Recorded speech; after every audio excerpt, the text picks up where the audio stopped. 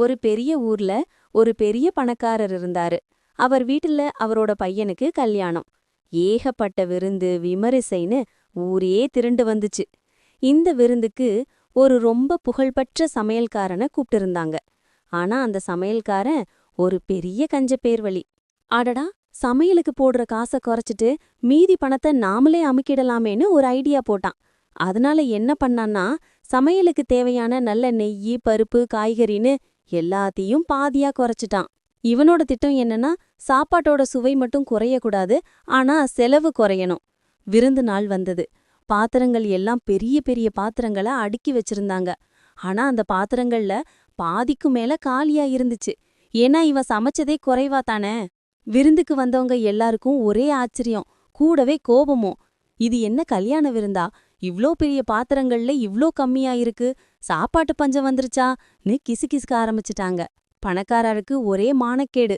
சமையல்காரனை உடனே கூப்பிட்டாரு.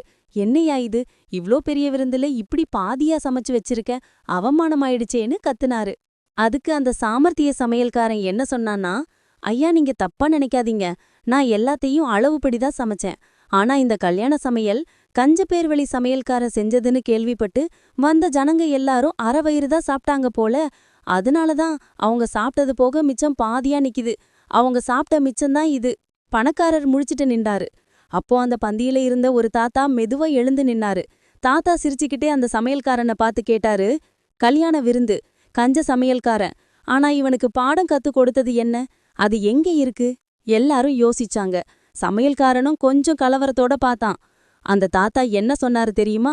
நீ உன் கஞ்சத்தனத்தை மறைக்க சனங்க அரை வயிறு சாப்பிட்டாங்கன்னு பொய் சொன்ன இல்லையா? நீ என்ன பண்ணன, சமைக்க வேண்டிய உணவு அளவை குறைச்ச. நீ குறைச்சதுனால அந்த பெரிய சமையல் பாத்திரங்கள்ல பாதி இடம் காலியா நிக்குது. இப்போ உன் பொய்க்கும் உன் கஞ்சத்தனத்துக்கும் அந்த காலி பாத்திரங்கள் தான் உனக்கு பாடம் கத்து கொடுக்குது. நீ செஞ்ச தப்புக்கு அதுதான் சாட்சி. அவ்வளவுதான். சமையல்காரன் தலை குழஞ்சு நின்னுட்டான். உண்மையிலேயே கஞ்சத்தனமும் பொய் சொல்றதும் ஒரு நாள் மாட்டிக்கிடும்னு எல்லாரும் புரிஞ்சுக்கிட்டாங்க.